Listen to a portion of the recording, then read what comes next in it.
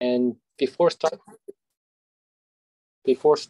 in between the lecture, if you have any questions or comments, please put a chat or you can directly ask. And for the last session, we want to encourage your participation, in particular, nuclear medicine chemists. I think there should be some of the chemists participating in this workshop in each country. So to be expected to prepare one or two issues related to the production of radiopharmaceuticals in your country. So, okay. So for today's first lecture, I'd like to introduce our lecturer, Professor Yun-Sang Lee, and I think most of you will well know. Dr. Lee is well known from previous workshop and lecture series. He is currently the professor in Department of Nuclear Medicine, Seoul National University Hospital and College of Medicine. He has dedicated to many researches, development, and clinical application of radiopharmaceuticals. Today, Dr. Lee will deliver us a lecture regarding basics and development of radiopharmaceuticals. So please welcome Dr. Yun-Sang Lee. Thank you for your kind introduction, and I will start and share my slides first. Can you hear me properly? Yes, we can hear you. Okay. So can you see my slide also? Yes. Okay. As Min-seok Seo told you that if you have any question, you put the text on the chat box, and at any time, and if I can realize that the message, then I will answer you. So today workshop program for especially for radiopharmaceutical related things. So I think that some of you already got this lecture or presentation, but I think today we will discuss about the several detailed things about the production and then development of new radiopharmaceutical, and also that is include the preclinical study of the radiopharmaceutical that will be presented by the Professor Lanji Yu, and also after that we will get any issue from your own country. So I think we have three different topics. Start from the general introduction of the radiopharmaceutical. Okay, do you know what is the radiopharmaceutical? Radiopharmaceutical is just a compound name of the radionuclide plus pharmaceutical. So simply we think that any kinds of pharmaceutical that can be labeled with the radionuclide, and we called that is a radiopharmaceutical. But actually, if we call the radiopharmaceutical, we have to pass through the any toxicity and also efficacy test for human administration. So that radiopharmaceutical should be sterile and also pyrogen or endotoxin free, and also we should get the efficacy data for human kinds of disease. So firstly, development stage of the radiopharmaceutical, we call that is a radio tracer or radio indicator or radiochemical, radio label proof, and finally, after getting the approval from the FDA, Food and Drug administration, or in case of Korea, we call that as a 식품의약품안전처. I think any kinds of government body in your own country, and then we could call that as a radiopharmaceutical.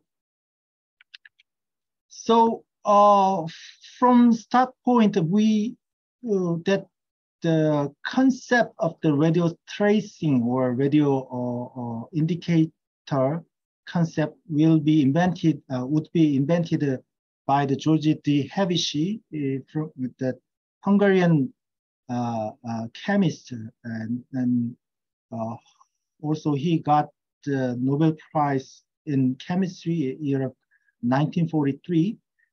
And he was a postdoc fellow in the Manchester University in UK, and he sometimes got the stomach ache after getting the food from his dormitory. So he thought that that food would be reused after taking any kinds of dinner or lunch. So one dinner, after the dinner, he remained some portion of the beef, and he packed his radioisotope to that remained beef, and right after that day, next day, he bring his radioactive detector for scanning of his food, and he got the radioactivity in the meatball. And finally, he could find where is the radioactivity in the kitchen. So he found that the meat grinder, inside of the meat grinder, that radioactivity is so high. So he thought that this food was reused for serving that dinner or lunch. So from this concept, because of the radionuclide has no color or no smell, scent, or no sound. So that's why that kinds of radionuclide we can use for tracing material for any kinds of system. So he invented this kinds of concept that first time he called that is the radio indicator. So right after that event, 1 year after that event, he wrote a textbook that name is a radio indicator. Still, you can find in the Amazon, you can buy that book. So that concept, radio indicator or radio tracing concept, can be used for firstly animal study. They use the animal study, and also plant study. So this radio tracing concept directly adopted for nuclear medicine. So we think that George D. Hevishy would be our grandfather of the nuclear medicine. So this tracing concept, firstly, most famous radiopharmaceutical is FDG, F18 FDG. So you can see that FDG is just same structure with the D-glucose. The simply modification of the second position of the carbon will be replaced to the hydroxide group of the second carbon will be replaced by the F18. So you can see that there is almost the same structure. So inside of our body, that FDG can act as just like a D-glucose.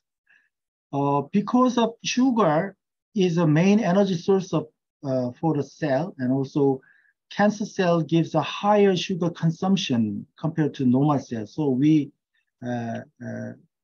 could get the comparative image from the F18 FDG. So in the normal cell, that glucose can transfer into the cell with the glucose transporter, and then after the monophosphorylation, and that would be second and third phosphorylation, and then they go to the CO2 and they produce the energy. But in case of FDG, same as with the glucose, that can be transported into the cell. And then first monophosphorylation, after the monophosphorylation, that is not go further for phosphorylation. So F18 FDG 6-phosphate will be stuck in the cell. So that FDG can be accumulated in the cell. So as I mentioned, that the normal tumor cell, cancer cell, is a highly metabolism high. So we could see where is the tumor site with the FDG imaging. So in normal patient, we can see the normal distribution of the brain. Also, that FDG can be excreted through the kidneys, and then we can see the bladder. But in patient image, you can see the high uptake in the tumor site. So we think that that is the tumor, would be a tumor or inflammation. So FDG can be used for tumor imaging or inflammation imaging also. So here you can see the special feature of the radiopharmaceutical. Is there any problem with the Lutfi Amir? No? Can you hear me? Okay, then. You have to memorize that these several features of the specific feature of the radiopharmaceutical. Firstly, the action of radiopharmaceutical is not by the chemical component, that by the radiation. So that radiation can detect by the camera or any detector, and then we can use as the diagnostic agent. And sometimes that radiation can kill the tumor cells. So we can use that, that is the therapeutic radiopharmaceutical. So all the action from the radiopharmaceutical is the radioactivity. And also that radiopharmaceutical always use the trace amount. So almost all the radiopharmaceutical we use is less than 100 microgram. I think for PET imaging, normally that is the less than 10 microgram. So that cannot act as a pharmaceutical.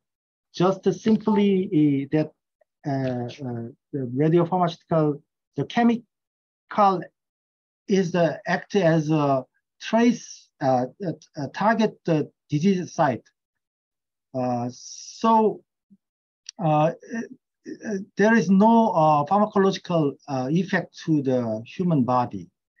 And also that the radionuclide that is used for nuclear medicine, that has a very short half-life, less than 1 day half-life for diagnostic imaging, and also 1 week, less than 1 week half-life of the therapeutic radiopharmaceutical. And also that radiopharmaceutical daily routine produced, we in our SNUH, we produce more than 10 different radiopharmaceutical every day. And also, we have more than 70 different radiopharmaceuticals can be produced. So that is the not the same with the general medicine, and so we have to consider that that radiopharmaceutical is a very large variety of than the general medicine. And also we use the radioactivity, so only use only with the special equipment or licensed hospital or area. And also radiopharmaceutical can be produced with the manufacturing, and also we can produce with the in-house preparation. This kinds of in-house preparation is almost the same with the just like antibiotics can be diluted with the saline or water, then you can withdraw the antibiotics, and then you can inject to the patient. That is the same procedure with the house preparation. So in case of almost all the technetium radiopharmaceutical can be produced by the in-house preparation. So that is not the same quality control with the manufactured pharmaceutical.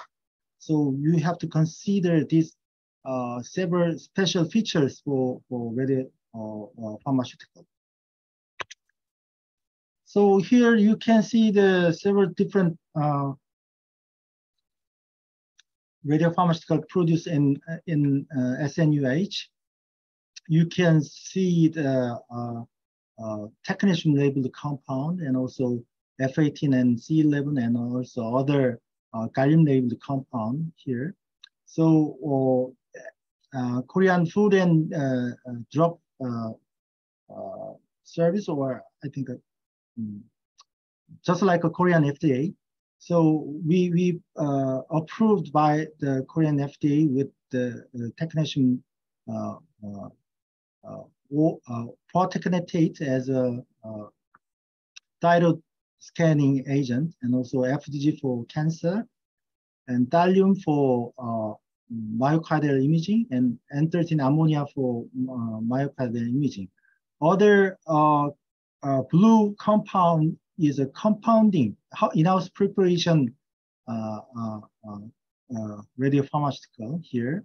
And also we have a more than 30 radiopharmaceutical for research purpose. That research for clinical, also animal use purpose. So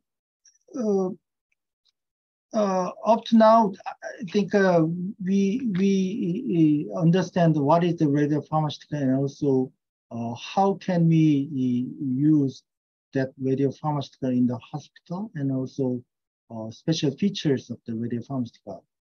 For production or development of radiopharmaceutical, we have to know about how can we make a radionuclide. So here you can see there's 3 different methods of the radionuclide production. First one is a reactor, and second one is a cyclotron, and also generator system for radionuclide production. So here you can see from the here is the GN curve that the naturally stable isotope line is here. So naturally stable, from the naturally stable isotope, we can produce the radioisotope outside of this area. We call that as the radioisotope. So if we make a reactor produce radioisotope just simply move to this way, and from the cyclotron you can simply move to this way. So from reactor and cyclotron produced radionuclide that can be loaded to the column and then eluted with any kinds of solvent, then we can make a generator system. Here you can see the Hanaro reactor in middle part of Korea. That is, we call that is Daejeon. Then Korea Atomic Energy and Research Institute, they possess that this Hanaro reactor for research purpose. That is established at the year of 1996. So history of reactor, you can see here that firstly installed the reactor was for the Manhattan project. So they wanted to make a nuclear bomb. So they want to produce that uranium or plutonium for nuclear bomb. So this Chicago Pile 1 is a first self-sustaining chain reaction, because of earlier that chain reaction or nuclear reaction is a famous phenomenon, but that self-sustaining is very important. So we cannot make an explosion in the reactor, and then we can reduce that neutron velocity, and then we can make they can make this kinds of first reactor.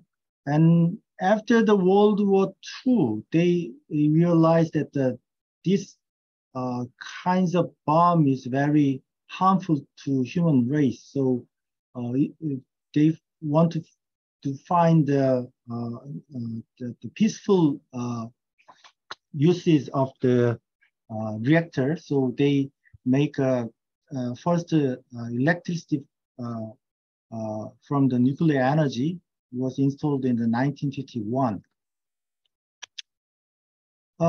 Year of 2020, you can see the still so many that nuclear power plant, also research reactor, and still under construction is the 53 units, and also now I think from Germany and also several European countries, they shut down the nuclear reactor because of they want to make electricity with any natural energy source, just like solar or wind or like that. So still in Asia, China and Korea and Japan, they use the nuclear power plant. Also, we want to make a new research reactor sooner or later. Firstly, in Korea, year of 1962 and 1972, we installed the research reactor in the near to the Seoul, and also nuclear power plant was started from the 1978, and now 27 reactors for produce the electricity.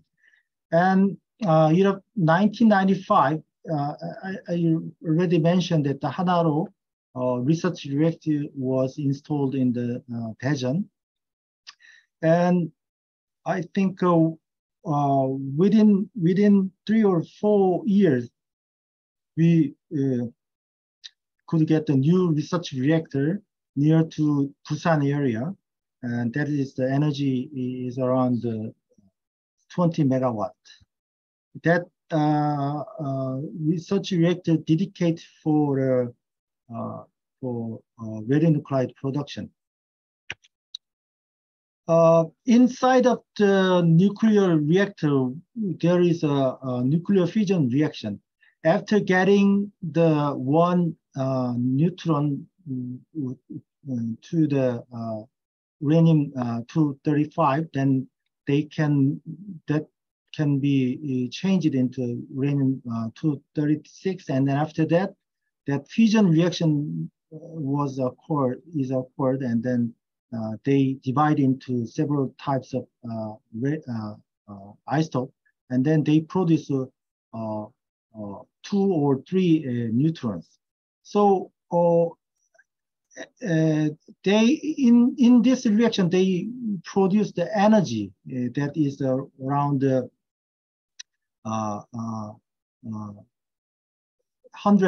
several hundred mega electron volt, and also they produce the fast neutron that kinetic energy is from 1 electron volt to 1 mega electron volt, and that high energy neutron can be modulated by the heavy water or graphite. So that fast neutron can be turned to the thermal neutrons. Then we can use this thermal neutron as a chain reaction. So here you can see that this thermal neutron can be captured the other uranium-235, then they produce more neutrons. So we call that is the chain reaction. And for uranium-235, average energy production is more than 180 mega electron volt. And for plutonium-239, they can produce more energy than the uranium-235. So after the World War II, we focused on the controlled reaction that can be controlled by the water or heavy water and graphite. Then we can make a nuclear reactor for produce the electricity. Here you can see the which kinds of radionuclide can be produced by the reactor. Here you can see the iodine-131, iodine-125, molybdenum-99 for technetium generator, and also carbon-14 and holmium-166. Normally, that kinds of radioisotope can be decayed with the beta minus decay that can be used for therapeutic radiopharmaceutical. And from the nuclear reactor fuel, we have to separate from that fuel for production of radionuclide. So they always got the low specific activity than the cyclotron-based radionuclide. And other reaction for radionuclide, firstly, that fission reaction can be we can get the radionuclide from the fission reaction. And sometimes we can make a target for N-gamma reaction or NP, N-alpha reaction for production of the radionuclide. Here you can see the fission product of the uranium-235. So huge variety of the radionuclide can be produced. And also that fission only for technetium generator, you can see here. This is the abundance of the radionuclide that mass number is here. So simply you can separate this nuclear fuel for production of molybdenum-99 or iodine-131. And N-gamma capture reaction that is not not carrier free. That is a carrier added one. So molybdenum-99 can be produced with N-gamma reaction from the molybdenum-98, that is the irradiate moly, but that specific activity is not so high. So normally for a technetium generator, we use the fusion moly for production of technetium-99m. Sometimes iodine-130, iodine has some sublimitation properties, so we can use a somewhat high specific activity of the radioiodine from the tellurium target or xenon target. And MP or NMPAR reaction, we can produce carbon-14, P32S35 tritium and P32 with the N-IPAR reaction. After the production of that radionuclide, we have to separate the chemical process. So sometimes solvent extraction, or sometimes we can use the chromatographic ion exchange chromatographic method, and sometimes distillation method can be produce the high specific activity of the radioisotope. This is all the radionuclide production of the reactors, and you can see here that cyclotron-based radionuclide production. Here you can see that we have two different cyclotron in SNUH, Seoul National University Hospital. One is the 18 MeV IBA cyclone, and also the other one is a 16.5 MeV G PET-trace.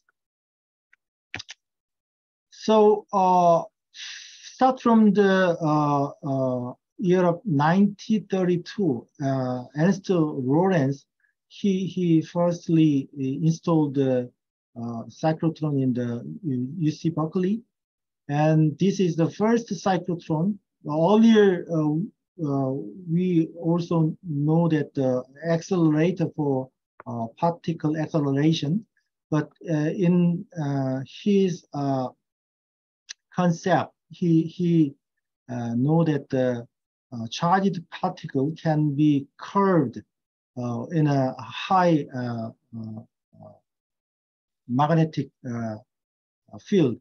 So he used this kinds of concept for smallized particle accelerator. So that looks like a cyclic form of the that core facility is a cyclic form of the particle acceleration. So they call that is a cyclotron. Year of 1941, first medical purpose cyclotron was installed in the Washington University at St. Louis. And after that, from 1980s, firstly that invented F18 FDG and also PET can promote the cyclotron installation in the world. In Korea, we have a very little experience start from the 1986. MC50 that can be installed, that could be installed in the Kirams in the just near to Seoul. And year of 1994. First cyclotron in the medical center, APCO cyclotron in the SNUH and PET-trace in the Samsung Medical Center. So these two cyclotron was firstly installed in Korea. And year of 2021, we have more than 36 cyclotrons in Korea. If, as I mentioned, that the charged particle can be curved in a high magnetic field, So that charged particle can be produced with the ion source in the center of the cyclotron, and then that RF signal can act as a accelerator with the alteration of the charge, plus minus charge, and then that particle can be circulated and inside from the inside to the outside, that can has more velocity, and after that, that extraction foil can change the charge of the particle, and then that curve was changed, and then that can be extracted from the cyclotron. So that energy, that particle velocity or particle kinetic energy can be influenced by the magnetic field and the charge, and inversely related with the mass. So normally we accelerate the proton or hydride for production of radionuclide. Here you can see that we produced for F18 FDG, we can use the proton acceleration. Earlier, we used the H plus for production of radionuclide, but nowadays we use the H minus for acceleration of the charged particle. Sometimes we can use a deuteron for production of F18 F2 gas or O18 water. Sometimes a heavy ion can be used for long-lived radionuclides. That energy of the particle that we call the, as you know, remember that we have a 18 MeV and also 16.5 MeV cyclotron in SNUH. That MeV means that that particle, accelerated particle kinetic energy. So if that kinetically activated particle can be collide into the O18, and then that energy can transfer into the this O18 to produce the F18. So we called that is a threshold energy that can produce the radioactive radionuclide. So if that kinetic energy, in case of F18, that kinetic energy is less than 5 mega electron volt, that production yield is dramatically dropped. And for proper energy for F18 production, we think that that is around 9 to 10 MeV for F18, especially for F18. So that Q is the threshold energy for production of radionuclide. And sometimes that particle kinetic energy can produce different radioisotope. Here you can see the same tellurium target that can produce the iodine-123 or iodine-124. So that proton energy is less than 15 MeV, then we can produce the iodine-124, and more than 25 MeV, then we can produce iodine-123. So you have to consider that the particle energy for production of the some specific radionuclide. So if you have 6.5 MeV cyclotron, then if you want to make iodine-124, it's good matched with that cyclotron. But if you want to make iodine-123, we cannot make that yield is very low for production of the iodine-124. So you have to consider that particle energy of the cyclotron. And here you have to think about that the beam current means that is the particle number of the proton quantity of the particles from the cyclotron. So normally for F-18 production, we use the 60 microampere per hour, and for a solid target, 200 microampere per hour. From the cyclotron, that radionuclide we can use for diagnostic purpose. So normally that can be produced a beta plus, we call that is positron, and sometimes electron capture, and they can produce gamma ray. And because of we can use a highly selective or isotopically enriched target to produce the radionuclide in the cyclotron. So they possess that a high specific activity, and that radionuclide iodine, thallium-201 and gallium-67, iodine-123, indium or CFNO can be produced by the cyclotron. That long-lived radionuclide, we can use a high-energy cyclotron that can produce that iron or copper-64, iron-123 like that, and thallium-201. And low-energy cyclotron can produce that C11, N13, O15, or F18.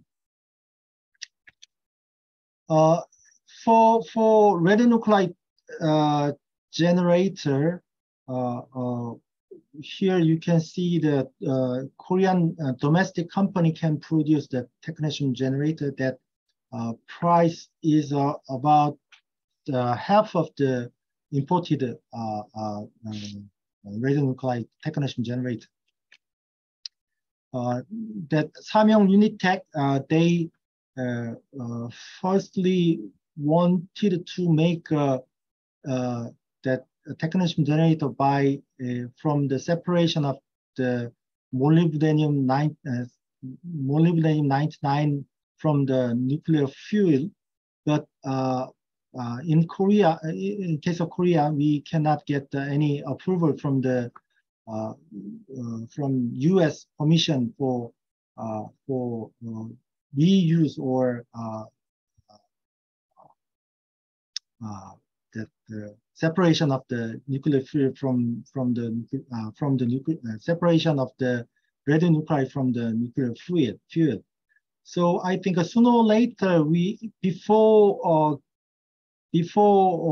install the Gijang new research reactor, we have to get the approval from US for separation of the nuclear fuel for production of radionuclide. That generator history is somewhat older than the cyclotron or reactors. Firstly, Phyla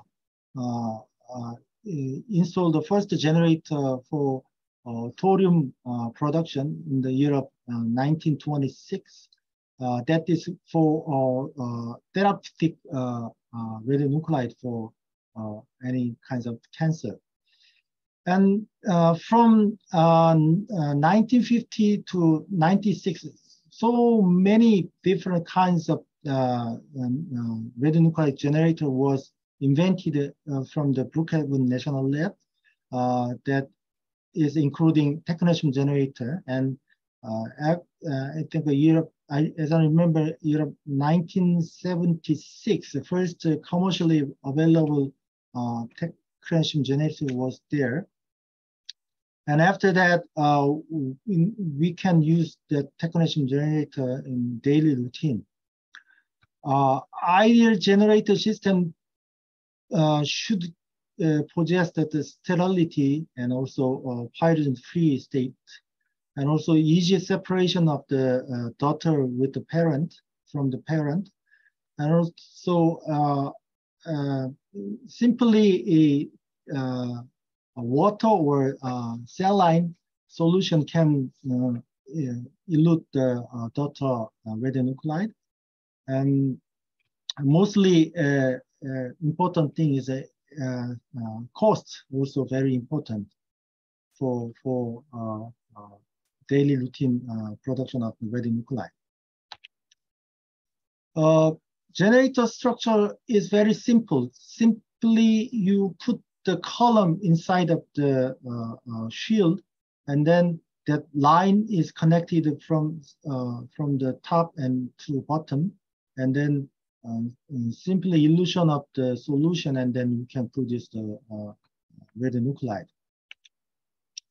Here you can see the several types of diagnostic purpose single photon emission radionuclide. You can see the technetium 99M is here, and also positron emission generator.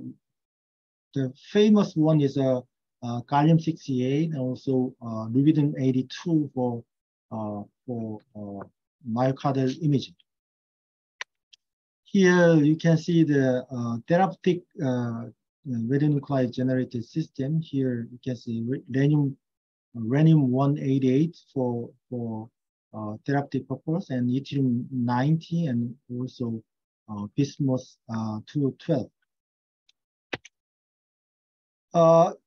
Today we will talk about these technetium and rhenium and gallium for production of the radionuclide generator.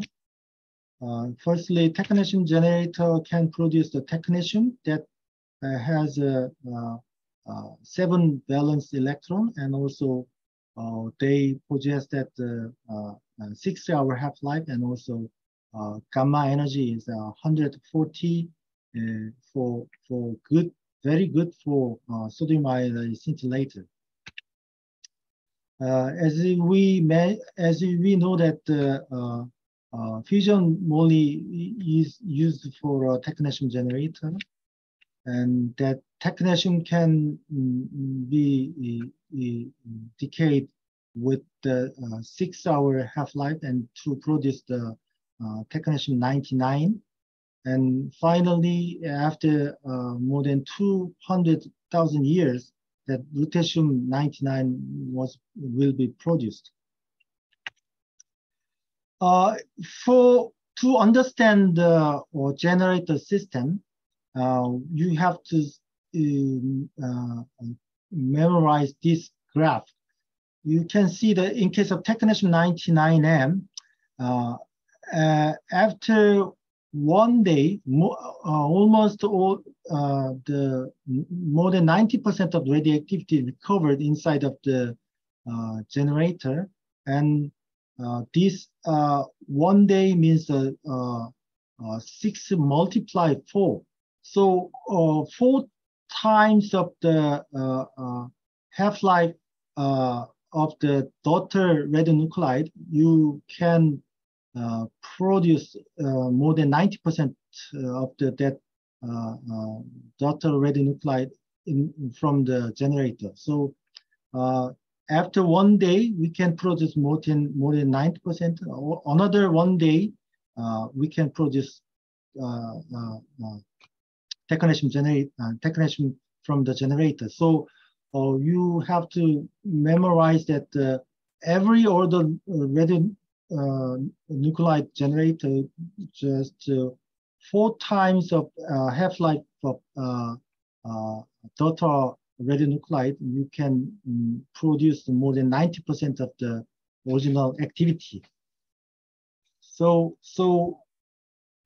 in case of gallium 68, that has a 1 hour half-life of the gallium 68. So after 4 hours, we can produce more than 90% of the activity from the original activity. So technetium per technetate can be eluted by the technetium generator. You can see here the tetrahedral structure. So inside of the body, our body think just like a sphere structure, and also a negatively charged -1 charge the sphere structure. So our body think this one is almost same structure with the iodine, radioiodine. In case of rhenium, that is almost the same chemical property with the technetium 99M. And they produced, that half-life is 17 hours, and they produced a 2.1 mega electron volt beta minus for therapeutic purpose, for used for therapeutic purpose, and also gamma energy is 155 kilovolt. And also that tungsten rhenium generator system can, because of that tungsten has almost a 70 days half-life, so we can use more than 6 months for rhenium 188 generation. So here you can see how can we produce the tungsten 188, and after loading the column, then we can produce the rhenium 188. Rhenium will be decayed into the osmium 188 in the half-life of 17 hours. And you can see that just a simple structure of tungsten rhenium generator here. And from the that rhenium generator, we can use a cell line for elution of the rhenium. But that elution profile is very bad. So almost 15 ml of the cell line needed for full activity of the rhenium from the generator. So we have to concentrate this rhenium 188 for reaction for chelating agent. So earlier we set up all the concentrating method for rhenium labeled radiopharmaceutical.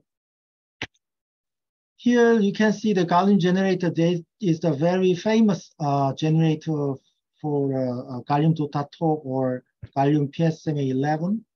Earlier, only one generator was produced in the commercially available generator in the world. That is that from the cyclotron company, from Russian company. Now that company was merged with the Eckert Ziegler and German company, and that is the titanium oxide-based generator, gallium generator, and also they modify this simple structure of generator to the IgG 100 that also Eckert Ziegler, that Germany breakthrough is less than 0.001%. And IBD Holland also produced the TEIN oxide-based generator. And also ITG produced the GMP produced the gallium generators. And also Belgium company also produced one other another gallium generator, and also Iran company, they also produced the gallium generators. Gallium has a 3-valence electron outside of the shell, and gallium-68 has a 68 minutes half-life, and also positron was produced from the gallium-68. And here you can see the germanium-68, that is the mother radionuclide of the gallium-68, that half-life is more than 280 days. So we can use more than 1 year for gallium gallium-68 production. But in our hospital, we have more than 200 patients in a year. I think actually from this year, I think more than 500 patients per year. So we installed two gallium generators per year in our hospital. So every 6 months, we change the gallium-68 generators.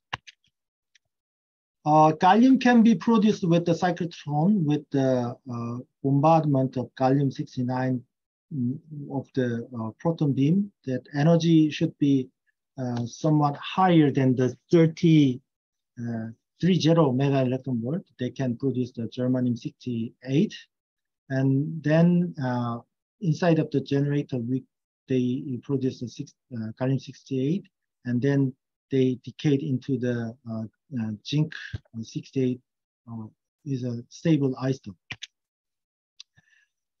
In case of gallium-68, that elution profile is very ideal. So within 4 ml of elution of the HCl solution, 0.1 molar HCl solution.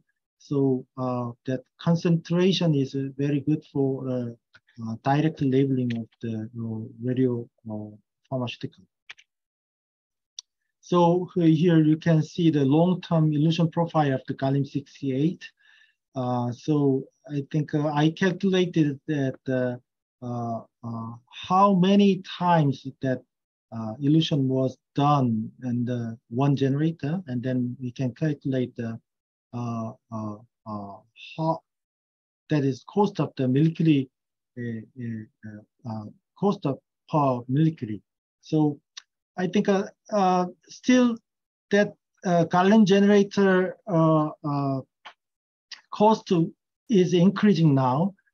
Still that is I think not so expensive radionuclide in other nuclear medicine field. So production point of view, we have to consider several things. So if you want to make a new radionuclide, so you have to consider the target, bombard material and energy, and also we have to consider the specific activity and physical properties for therapeutic purpose or diagnostic purpose. So we have to consider the half-life, and also that half-life can affect the dosimetry or positron range, and also decay mode should be considered, and then gas, liquid, or solid types of radionuclide that can be produced, and then we have to separate that radionuclide. And also we have to consider the chemical process even for a radionuclide production, and also the complex formation. After the complex formation, we have to consider the stability. Mostly nowadays, mostly important thing is the availability and also cost, very important. And also we have to consider the waste of the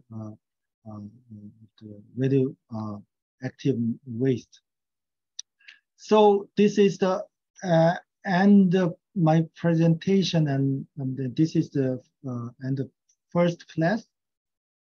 Is there any question or comment now?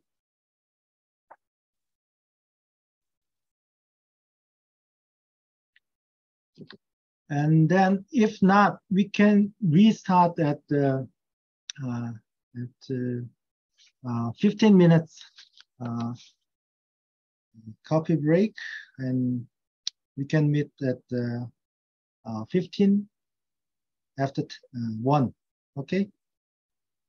Thank you very much.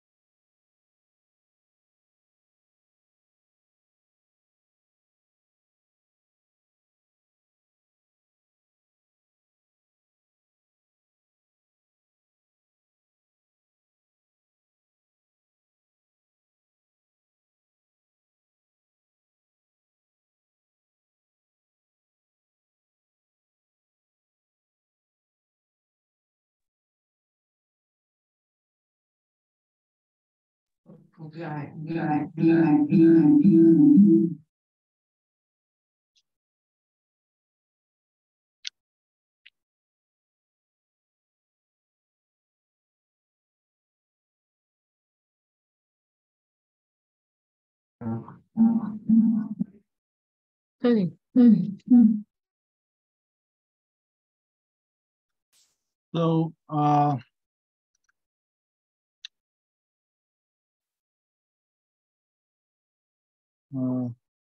this is the second class of today workshop. So can you see my slide?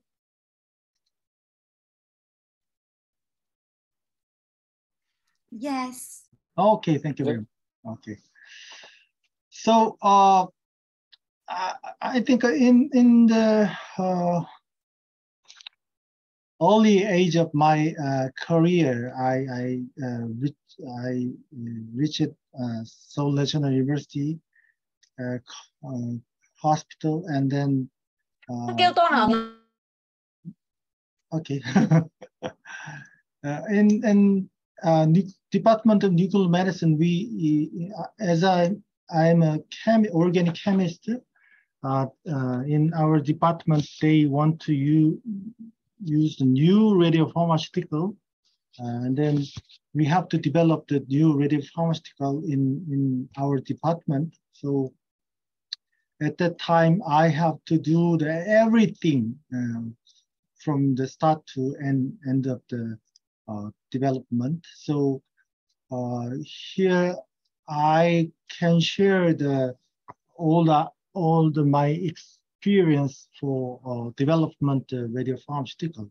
So you can apply this kinds of procedure to find the new radiopharmaceutical in your country or your institution. So if you want to make a new radioisotope or radiopharmaceutical, you have to do the whole procedure for development. So firstly, we have to design the new material for radioisotope labeling, and also do the synthesis of that material. Then after that, we have to do the radio labeling. And after that, we should do the in vitro experiment for efficacy or toxicity test.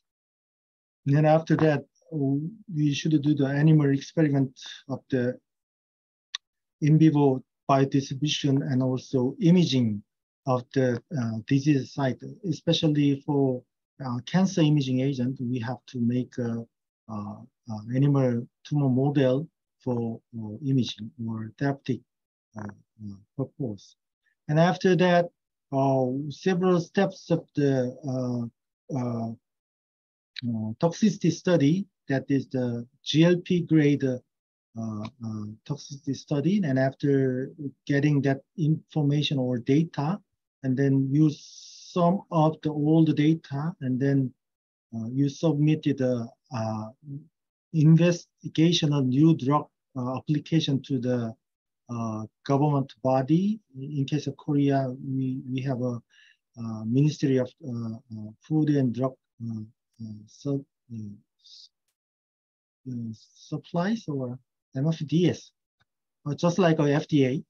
And then you can do the clinical trial, and then you could get approval from the FDA, and then finally you can make a commercialization. So all the procedure you have to do, but sometimes we can use before clinical trial, we can use that radiopharmaceutical or radioisotope for research purpose. Here is the new material design. So if you want to target the brain receptor or cancer or any other types of disease, you think about that applicability and also future direction of the that radiopharmaceuticals. So if you want to make kinds of breast cancer imaging agent or breast cancer therapeutic radiopharmaceutical, then you have to consider that the future market or future disease incidence for production of that development of that radiopharmaceutical. And you after the design of that kinds of compound or chemical, then you have to consider the radionuclide for therapeutic purpose. You can use the alpha or beta emitter, and for diagnostic purpose, gamma or positive emitters like that. And also half-life can affect the patient dosimetry, and you should consider the half-life of the radionuclide. And mostly important thing is the chemistry part. So that can be made or not. So feasibility is very important, and also you have to consider the molecular weight or lipophilicity, and also charge is very important. And firstly, we know about the molecular size, that nucleus has 10 to the minus 15 meter, and small molecule is around 1 Armstrong to the several nanometers. A large molecule has a nanoparticle size such as 3 to several hundred nanometers. And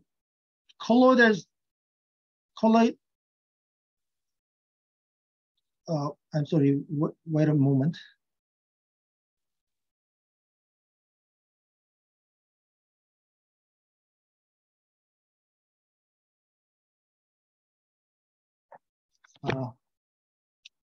My daughter asked me something very important thing she missed. So thank you very much. I'm so sorry. That colloidal structure can be, we can use that as a micrometer size, and bacteria is a several micrometer, and cell is the kinds of 10 or more micrometer, and human body is a 1 to 2 meter size. So normally we use a small molecule or large molecule or colloidal structure for radiopharmaceutical development. So in case of colloidal structure, we traditionally that nuclear medicine can use the colloidal structure, radio-labeled colloidal structure. Here you can see the technically labeled MAA for the lung scan, and sulfur or TEIN or antimony sulfur colloid that can be used liver or spleen function, or sometimes we can use as a lymphatic system. Sometimes these kinds of colloidal structure can be used for sentinel lymph node detection. So here you can see the lung or liver or the lymphatic system images. Because of the small molecule or small colloidal structure can move to the blood capillary and also lymph capillary, but large colloid or albumin structure can be diffused into only into the lymph capillary. So for measuring of the size of that colloidal structure, we can use that TEM or DLS, dynamic light scattering, or size exclusion HPLC, or so we can we can measure the size of the colloidal structure and size distribution of the colloidal structure. And charge is also very important. So sometimes positively charged radiopharmaceutical can be used for myocardial imaging, and negatively charged radiopharmaceutical can be used for kidney function images. And neutral type of radiopharmaceutical can be used for brain perfusion imaging. So you should consider the charge of the radio-labeled compound. Here you can see the negatively charged complex that this is a representative example of the -1 charge technetium-labeled compound that can be used for kidney function imaging. You can see that clearly that the kidney is function very well to produce the urine, that urine gather into the bladder. So this MAX3 or EC or DTPA can possess the negatively charged after the technetium labeling. Positively charged radionuclide, you can see here, technetium MIBI or technetium tetraphosphine can be used for a myocardial imaging agent. So you can see that clearly the myocardial uptake of this technetium labeled MIBI or tetraphosphine. If you want to check the charge, simply you can use the electrophoresis. Just you put that radiopharmaceutical spot in the center of the paper, and then you put that electrophoresis machine, and then after the several hours, you can see they move to the cathode or anode. So in case of this compound, technetium labeled dimethyl N2S compound that suggests that the positively charged that can move to the cathode. So we confirm that the charge of this radiopharmaceutical suggests that the positively charged. But partially that positive charge density is somewhat different, but that all the compound possess that +1 charge, but that lipophilicity can affect the movement of this in the electrophoresis result. And charged radiopharmaceutical possess the hydrophilicity, but hydrophilic or hydrophobicity is very important for a radiopharmaceutical. It's a basic property of the radiopharmaceutical. So here you can see the charged one is hydrophilic, and sometimes non-charged that functional group, such as hydroxyl or carbonyl or ether group, can be partially charged in the inside of our body. So that is the hydrophilic.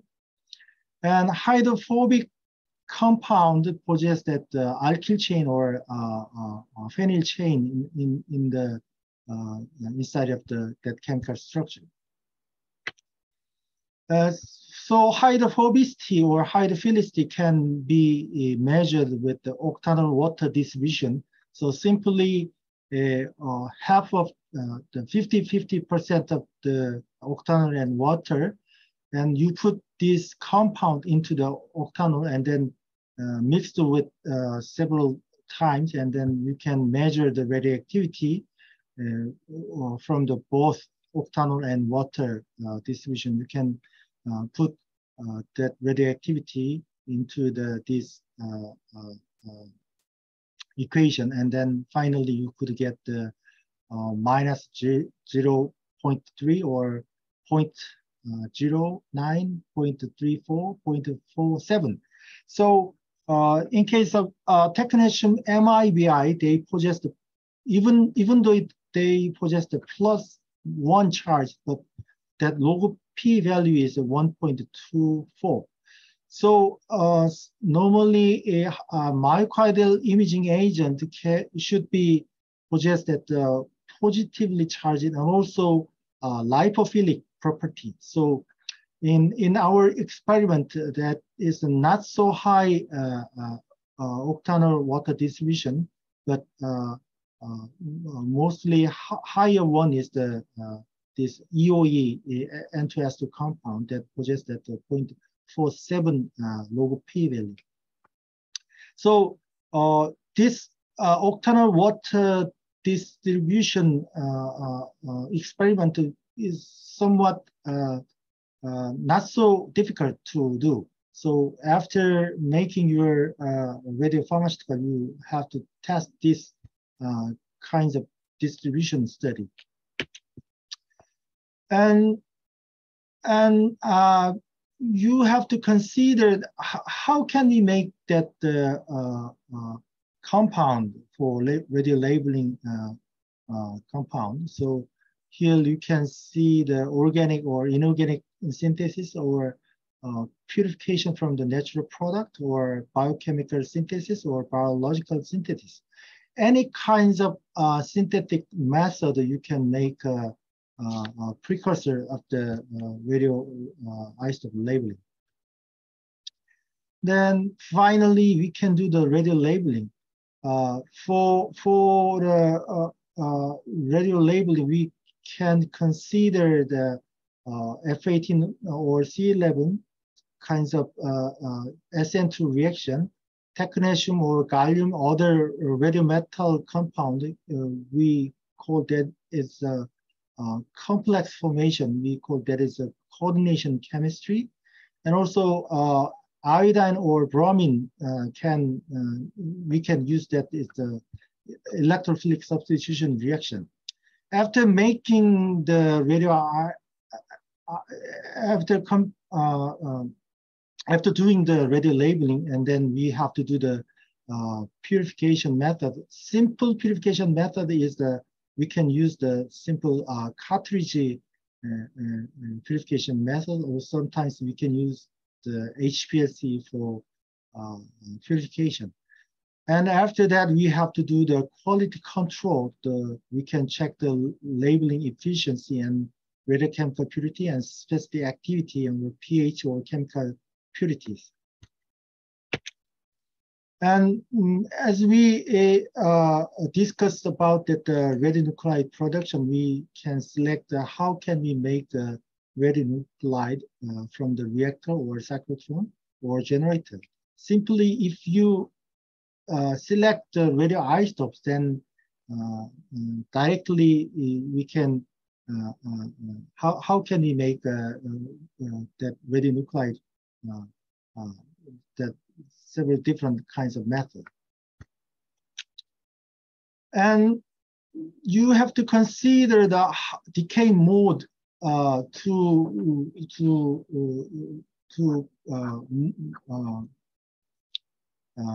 adopt your purpose of the radionuclide radiopharmaceutical. So in case of alpha and beta decay, we can use for therapeutic purpose, and the beta plus positron emitter or gamma decay we can use for diagnostic purpose. And here you have to understand what is the specific activity. So that specific activity means that radioactive portion inside of the vial that can possess that cold or non-radioactive material. So right after the production of that radiopharmaceutical, that can ideally possess that 100% of the specific activity. But after one half-life, just 50% of remain the radioactivity. After 8 times of half-life, only this portion of the amount was remained to the radioactive form. So you have to consider the specific activity because of the, especially for a brain receptor imaging agent, you have to consider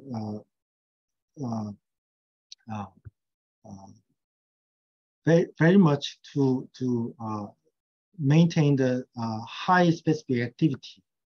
Sometimes that receptor can be occupied with the non-radioactive compound, then we cannot see the any image from the human brain.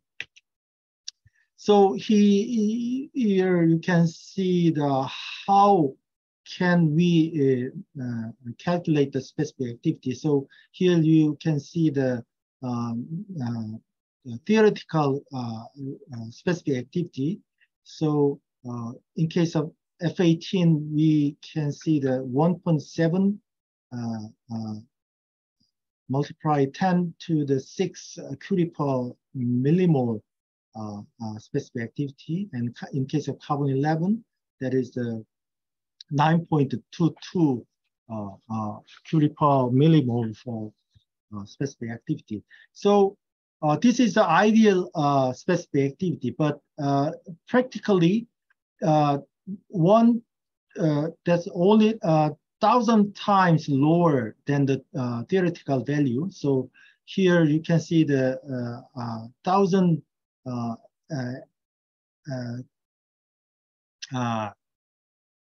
cases of the non-radioactive material. So only one is remained here. So still we call that is the high specific active radiopharmaceutical. So we call that is the more than 1,000 curie per millimole, or 1 curie per micromole is a very high specific activity of that radiopharmaceutical. But anyway, for a receptor imaging radiopharmaceutical, so you have to report the specific activity of each production of that radiopharmaceutical. So that can be used for after the imaging study. We can support that is the receptor binding or not. That is the evidence of the that quality of the radiopharmaceutical. And as I mentioned, that all the chemistry we used for radio labeling, here you can see only 3 types of radio labeling chemistry. So for F18 or C11 is the SN2 nucleophilic reaction, and gallium other radio metallic nuclei such as technetium, rhenium, or yttrium, lutetium, or actinium. Any kinds of metal, radio metal can be used as a coordination chemistry. In case of radioiodine or radiobromine can be used as for electrophilic substitution.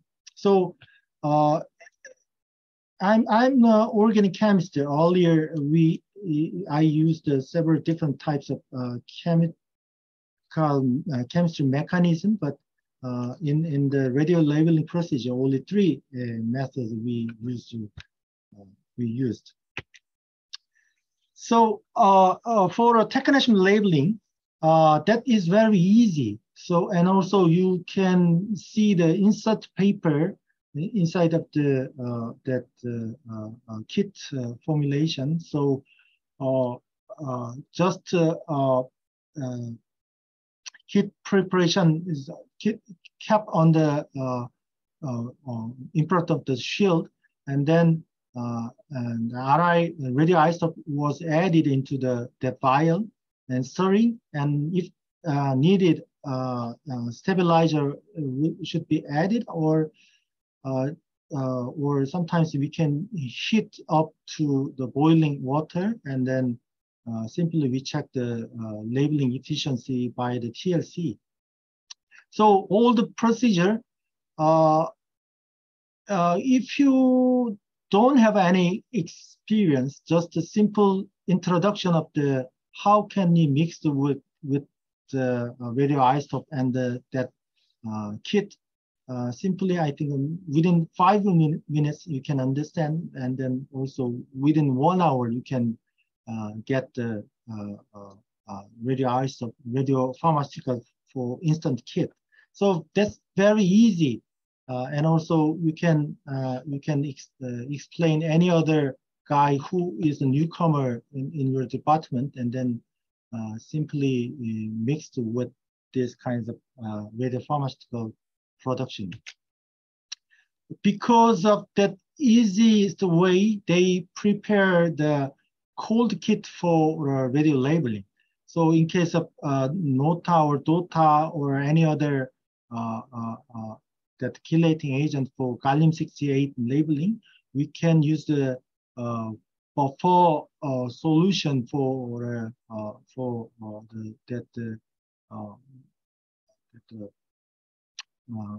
modify the pH of that solution, and also sometimes we can use a stabilizer for prevent that the radiolysis of from the radiation. So we can use the ascorbic acid or gentic acid for stabilize that produce the radiopharmaceutical. And then after that, we can purify with the C18 cartridge or other simple cartridge method. And sometimes we can use the preparative HPLC for purification of the some radiopharmaceutical. Here you can see the carbon and F18 chemistry. Carbon possesses that 4 valence electron, then that can be used as a substrate for nucleophilic attack, and F18 can used as a nucleophilic attack. So that F18 can be increased the nucleophilicity with the phase transfer catalyst such as a TBA salt or cryptofix K222.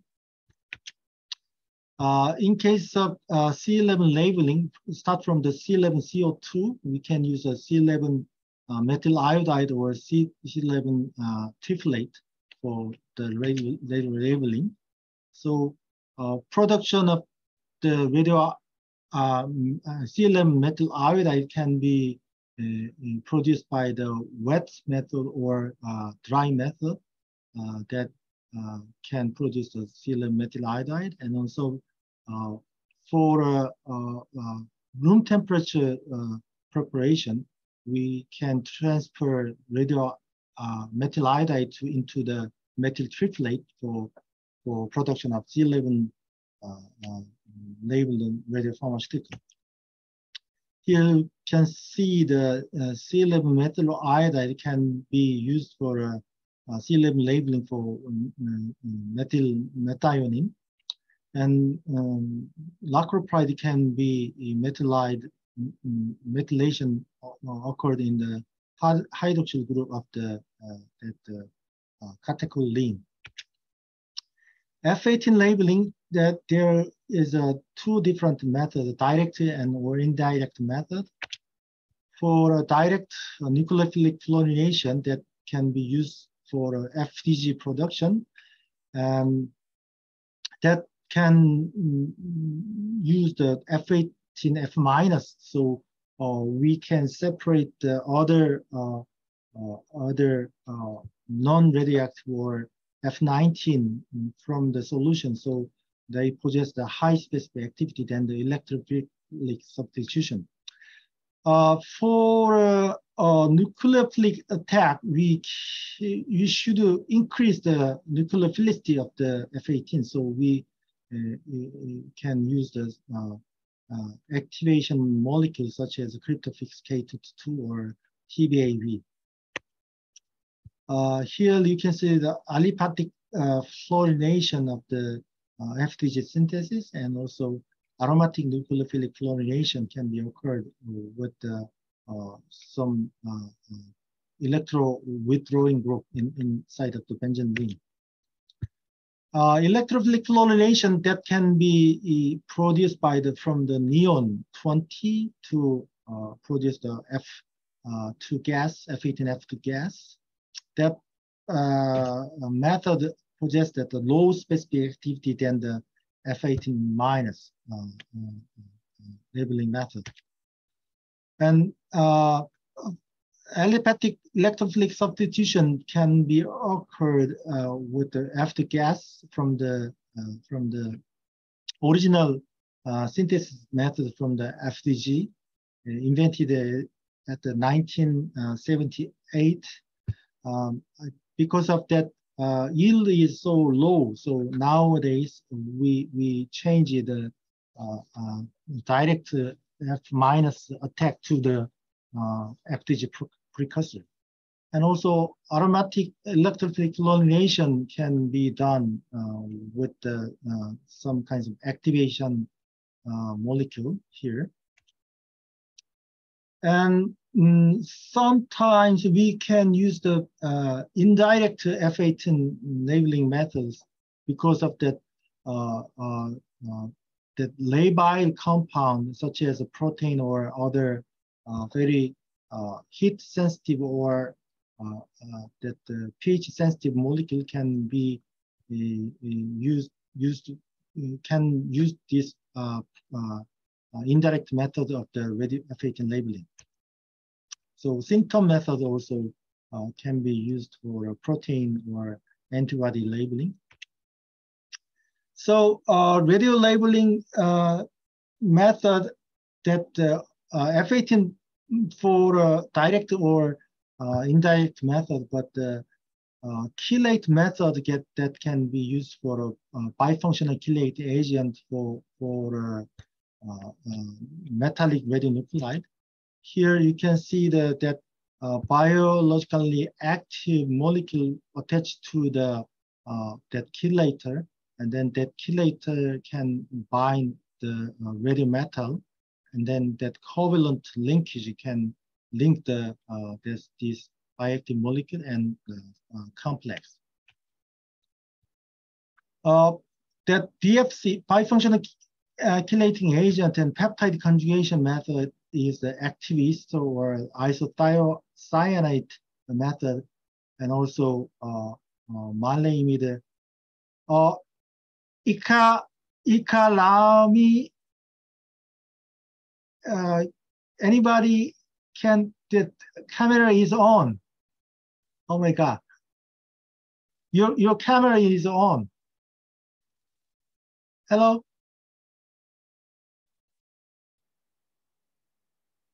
Ika? Miss Ika? Oh my God. So, yeah, things happen. Okay. So, that any kinds of conjugation method you can use. So active ester or isocyanate or maleimide or hydrazide or alpha haloamide that can be attached to the bioactive molecule with the bifunctional chelating agent. And that we have to consider that the bifunctional chelating agent can possess that the relatively stable complex with the radionuclide, and also this pH or temperature or reaction time should be considered for a specific condition. And also there should be no stereochemistry after the radio labeling, but sometimes technetium or other radionuclide can produce the stereochemistry of the after the complex formation. Here you can see the mostly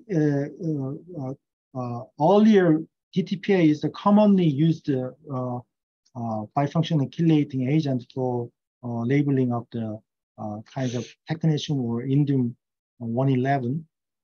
This kind of structure is the derivative of the EDTA.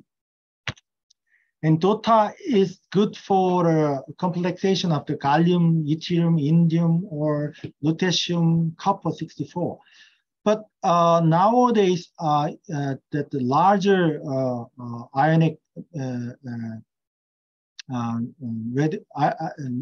ionic radii, radionuclide that can be used, such as yttrium or lutetium, can be labeled easily with DOTA. And theta is good for a copper radioisotope, such as copper 64 or copper 67. And nota is good for a copper and gallium and indium. So in our lab, we use the only DOTA for labeling of the copper 64 of gallium and indium. That in vitro and in vivo stability is very good. And Heineck, that can be labeled with the technetium 99M. And that the multidentate chelator such as N2S2 or N3S or N2S4 can be labeled with the technetium or selenium complex. So here you can see the technetium chemistry that can start from the +7 to +5 or +1. And then structure of the technetium labeled compounds. Here you can see that ligand has a one plan, and then metal is just slightly upper of that plan, and then that oxygen is a upper side of the that plan. So it suggests that sometimes it suggests that the stereochemistry. So these types of compound can be separated from the chiral column after the radio labeling. In case of HMPAO, suggests that the DL form that can be labeled with these kinds of technetium 1 oxide, and technetium 1 oxide DMSA can be labeled with this type of +3 structure. And then +1 structure, you can see the technetium MIBI and technetium tetraphosphamine. And gallium chemistry, as I mentioned, that the nota is good for gallium labeling. So earlier report that the very stable complex formation with the gallium and nota. And we can understand how can we radio labeling. We have to do the in vitro experiments, such as a stability in the aqueous solution or serum, and charge determination, such as electrophoresis or ion exchange column chromatography, and sometimes octanol distribution that can be calculated for log P value. And after that, we can do the binding assay for calculate the affinity for that binding site of the protein. And in vitro metabolism, that the serum or tissue is inside of the that radiopharmaceutical can be put the serum or tissue, and then we can get the metabolite study with the HPLC analytical HPLC system. And after that, we can do the biodistribution. We can calculate the % injection dose per gram, and also we can see the image from the proper imaging machine, and then we can calculate the pharmacokinetics, and after that we can calculate the pharmacodynamics of the radiopharmaceutical. We can use the animal PET SPECT or CT-MR for efficacy test, and also we can calculate the binding potential. And also finally, we can do the efficacy test for an imaging agent, just simply how much amount of the radioactivity inside of the diseased tissue. But for therapeutic radiopharmaceutical, we have to do the decrease the tumor volume or survival rate of that animal model. And after that, we have to do the in vivo metabolism study. We can get the HPLC data from the urine or fishes. And all the efficacy has been confirmed, and then we can go through the preclinical tests such as the acute toxicity or any gene toxicity like that. And then finally, we can submit all the document for IND application. For radioisotope development, we have to install the lab bench or chemical structure confirmation machine such as an NMR or mass or HPLC, and then proper food system for chemical synthesis, and also cyclotron for radionuclide production, and also radiopharmaceutical synthesis. We have to do the inside of the hot cell and using the automatic synthesis module. And after the radio labeling, we can check the radiochemical purity of from the TLC scanner, and after that, we can do the animal image study like that. So this is the end of my presentation. So I think you can understand how can we develop the new radiopharmaceutical in your institution. Is there any question or comment? If not, I think I can move microphone to Lanji Yu, who is our research professor in our chemistry team in Department of Nuclear Medicine in SMUH. Dr. Yu, please. Okay.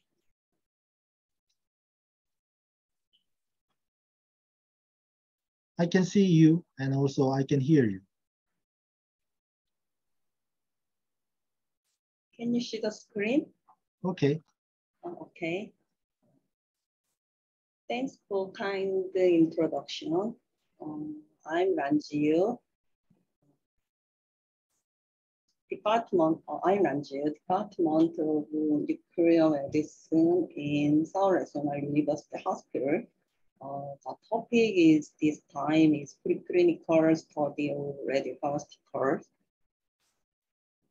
First, I will tell you about the consideration in the preclinical aspect for the development of radiopharmaceuticals. There are rapid uptake and sufficient period of retention in the region of interest, and minimal uptake or kick or shell from non-target regions, and minimal non-selective retention in the target region, and adequate in vitro and in vivo stability with minimal presence of redistributing radiometabolite, and minimal intended toxic or pharmacologic effect. Last one, viable economics and logistics for preparation and administration. Following describes the step for the preclinical environment evaluation of novel radiopharmaceuticals. The first step is to evaluate radiolabeling yield and radiochemical and chemical purity and chemical stability and specific activity through physical and chemical characterization. The second step is to evaluate cell uptake, affinity, avidity, specificity, dissociation, and in vitro metabolism and serum stability. So in vitro assessment is the final stage of preclinical evaluation.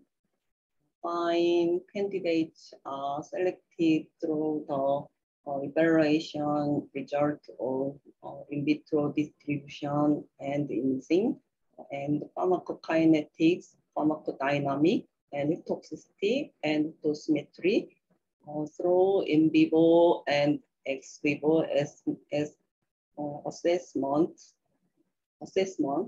And after clinical trial, new radiopharmaceuticals are developed through phase 1, 2, 3. In vitro research is mainly involve culturing animal or human cell lines, reacting cell with radiopharmaceutical candidates, collecting sample according to the purpose of the experiment and analyzing the result using the values obtained using a gamma counter. Cell binding studies are experimental methods that use radioactive isotope, labeled antibody, and radiopharmaceuticals to evaluate the binding properties of specific ligands, such as target affinity and selectivity or target binding kinetics of cell or radiopharmaceuticals. Cell uptake studies evaluate the ability of tracer to binding to cell to estimate the optimal time interval for accumulation. Various time points are selected and evaluated. Next, dissociation studies help to evaluate the retention time of a candidate radiopharmaceutical within the cell. After treating the cell with the radiopharmaceuticals, the cells are washed with pure cell culture media at regular intervals, and the remaining binding activity is quantified. Blocking tests are used to evaluate the saturation and the specificity of binding of radiopharmaceuticals to a target. This study is tested by introducing an unraveled ligand that competes with the tracer for binding to a specific target. This is a test that uses assess for unraveled ligand to reduce or block the binding of the tracer to the target to a negligible value. Efficacy and functional assay test whether a trace molecule initiates or blocks a specific biochemical pathway after binding to its intended target. For therapeutic radiopharmaceuticals, in vitro efficacy assays test the ability of the radiopharmaceutical to exert a therapeutic action on target expression cell at the relevant concentration.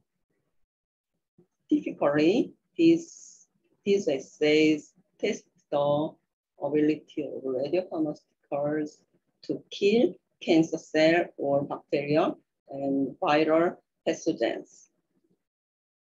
The next two experiments to confirm how stable the candidate radiopharmaceuticals.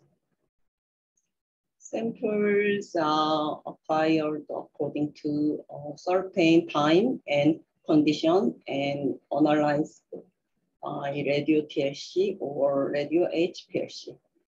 The storage stability test help to estimate how stable candidates radiopharmaceutical will remain on the normal storage condition over the period of time to be administered to a patient. Serum stability test. The serum stability test is evaluated the stability of radiopharmaceuticals after selecting a time point in consideration of the half-life of the radiopharmaceutical in the blood serum, the body fluid to which the radiopharmaceutical is most frequently administered, and the estimated circulation time in the body. Next, in vivo and ex vivo tests involve injected radiopharmaceuticals into the living body. Most of the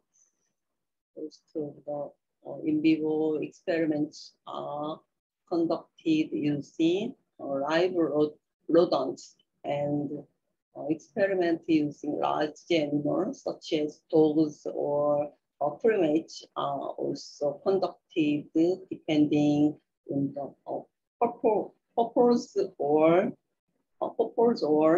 for safety evaluation. In vivo imaging research is mainly conducted using PET or SPECT, nuclear medicine equipment, and CT or MR imaging are also obtained to provide anatomic information. In addition, depending on the characteristics of radiopharmaceuticals, multimodal imaging study in which optical imaging is also obtained can be conducted. In vivo studies use disease model or normal animal.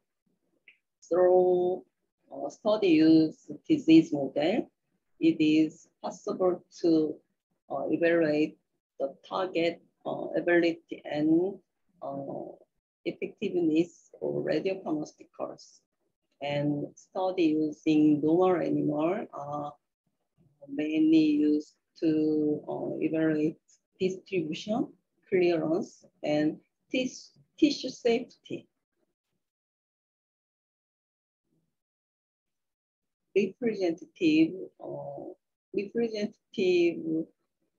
example for ex vivo studies are biodistribution study, which confirm the difference in radiation uptake by acquiring organ of interest at regular interval at administration of radiopharmaceutical and autoradiography, which can confirm the distribution of radioactivity within the tissue of interest through section. For accredited evaluation for clinical trial application, safety evaluation through GLP is mandatory and specified in the guideline. In addition, image-based dosimetry study is being performed for clinical trial preparation. We will will introduce radionuclide that can be used for diagram and treatment. These radionuclides are mainly produced in cyclotron or nuclear reactor, and some radionuclide can be also be produced through generator system. In current clinical practice, beta minus or alpha emission radionuclide are used for treatment therapy, while beta plus or gamma emitter are used for diagnosis. The following is a list for radiopharmaceuticals used in clinical research. They are primarily used to diagnose disease model, to evaluate the effectiveness of drug, and to determine drugs receptor occupancy as part of drug development research. The advantage of molecular imaging with these radiopharmaceuticals, higher translatability value for early 0 or 1 clinical trial, and the ability to use the same animal in longitudinal studies. I would like to show you some imaging of radiopharmaceuticals introduced in the table on the previous slide. Let's talk about radiopharmaceuticals for tumor imaging. Some slides will go by quickly. Professor Lee explained well in the previous lecture. Metabolic imaging is available not only for imaging that compounds increase metabolism of tumor tissue compared to normal tissue, but also for research confirming tumor growth. Representatively, there is FDZ, which can check glucose metabolism, and C11 methionine and F18 FET, which can check amino acid metabolism. There is F18 FET that can check DNA synthesis, and F18 F-meso and copper 64 ATSM that can be checked hypoxia. It is also used as radiopharmaceuticals by labeling anti-cancer drug with isotopes. FDZ has a structure similar to D-glucose, which is used for energy metabolism in vivo and show high uptake in tumor cells that require a lot of sugar metabolism. This data is on FDZ imaging that confirms the location of the tumor using PET. Next. Amino acid metabolism images are integrated into tumor imaging and protein synthesis based on amino acid transport. This F18 FET PET scan is primarily used to monitor brain tumors after curative intent surgery. Tumor image use DNA synthesis is used to identify tumor with proliferation. Hypoxia imaging is mainly used to determine the extent of areas of low oxygen concentration due to necrosis within the tumor, which is useful for predicting resistance to radiation and some chemotherapy, while FDS monitors the entire tumor. F18 F-meso images can specifically detect hypoxia region. Angiogenesis image is possible by radio labeling the RGD peptide that target alpha V beta 3 integrin overexpressed in the angiogenesis region. It is also used as radiopharmaceuticals by targeting a gene overexpressed in a specific tumor. F18 FDG and N30 ammonia gold standard for determining ischemia or viable myocardium. For cardiac imaging, radiopharmaceuticals utilizing fatty acid metabolism are used, such as in this image is N13 ammonia imaging. On the left is imaging patient with normal perfusion, and on the right image is patient with abnormal perfusion. The following is preclinical studies, radiopharmaceuticals. On the left is study that confirms the difference in cardiac perfusion imaging according to the route of administration, IV or IP or awake or anesthesia.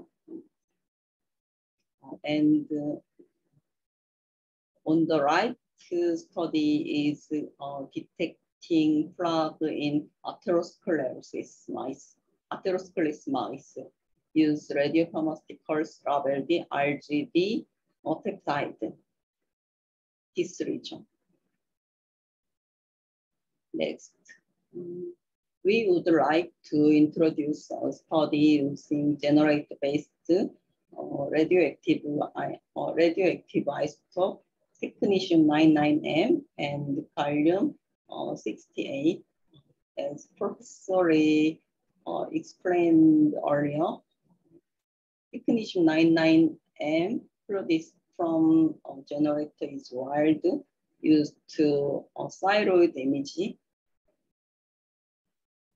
Technetium 99M is colloidal radiopharmaceutical that is used for various organ imaging by adjust each size. Then, and technetium 99M phosphonate is modified with the various compound and used for bone scan. Among technetium radiopharmaceuticals, TTPA and MEX3 are used to confirm renal function image. The following data are images taken after ingestion of probenecid in a patient with uric acid excretion disorder. Technetium labeled radiopharmaceuticals, HMPAO is a brain perfusion imaging agent. Various modification compound of HMPAO are being used in research. Let's look at two clinical studies use HMPAO.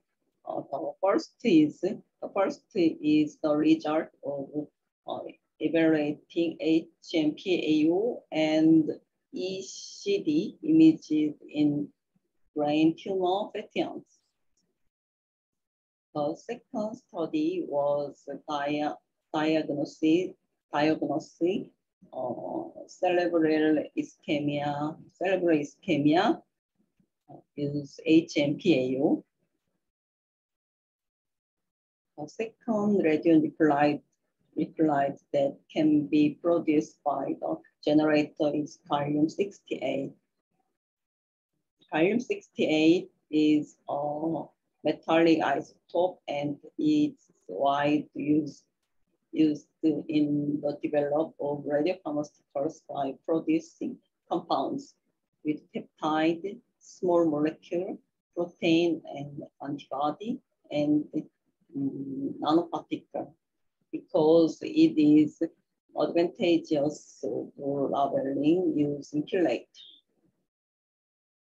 Currently, gallium-68, PSMA-11, and lutetium-177, PSMA-617 are used for diagnosis and therapy in clinical practice.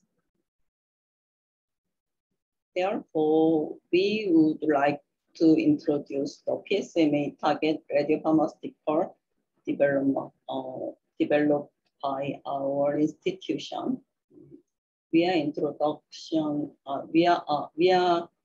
conducting diagnostic research by discovering the GUL peptides that target PSMA and modified only the chelator. Gallium-68 LUTA-GUL chelator with LUTA is for diagnostic use, and about lutetium-177 LUTA-GUL chelated with LUTA can be used as therapeutic radiopharmaceutical.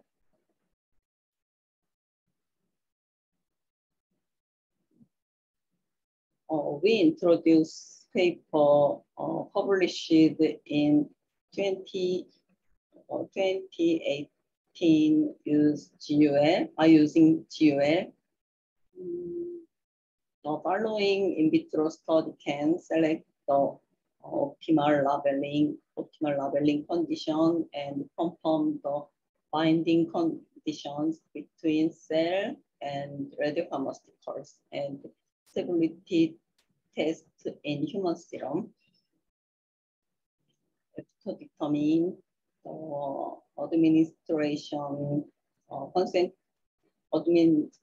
concentrations of the labeling condition based on the result confirmed by the in vitro test, and in vivo image was obtained with the tumor mouse model. It proceeded to mice transplanted with human prostate cancer cell line to RB1, and the image on the right shows that intratumoral uptake with blockade by administering MIP 1072 together with gallium-68 LUTA-GUL for the blocking study. Next, the biodistribution study was conducted as an ex vivo study. After administration of two candidates, gallium-LUTA-GUL, and PSMA-11, which is currently used for diagnosis in clinical practice as positive control to RB1 tumor mice. the uptake in the organ of interest was compared.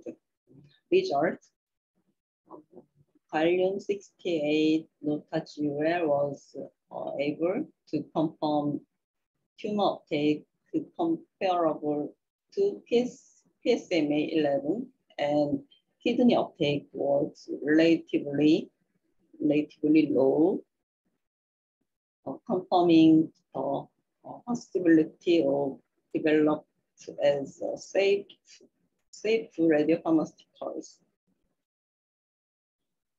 In the development of radiopharmaceuticals for theranostics, radionuclide compound that emit beta minus or alpha radiation can be used.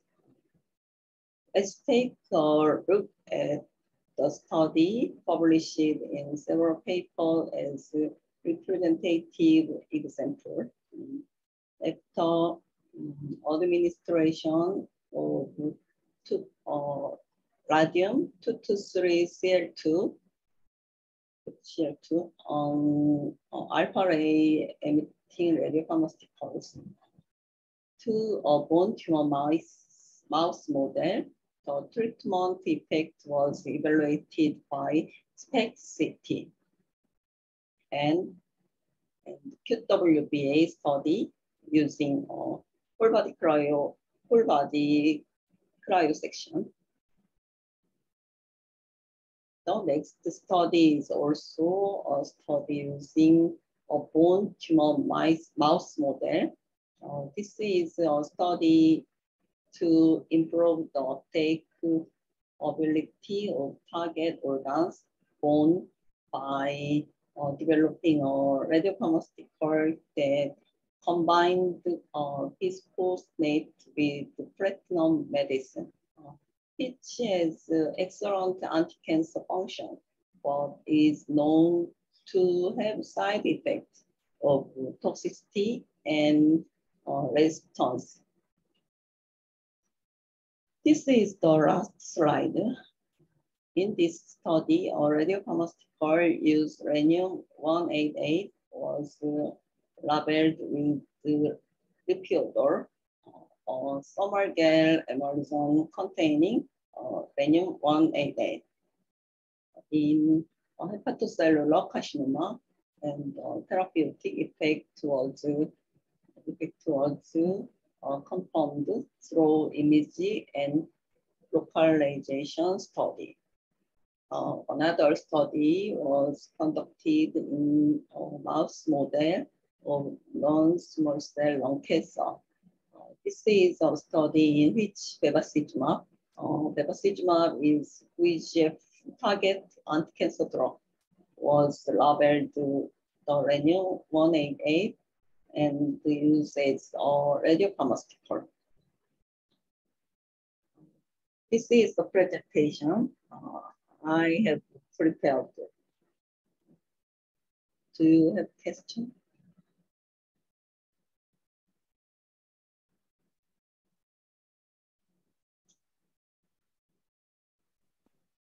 Okay, thank you for your excellent summary of the preclinical study of the development of radiopharmaceutical. So, firstly, is there any question or comment now?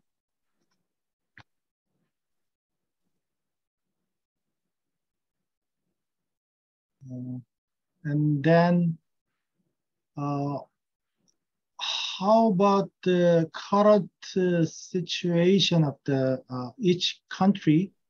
So I'd like to invite, if there is a radiopharmacist, I think, how about just, could you open up your mic or video and show us?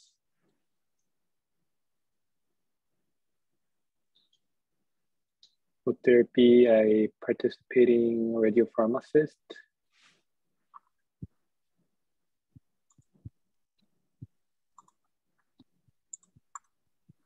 sorry.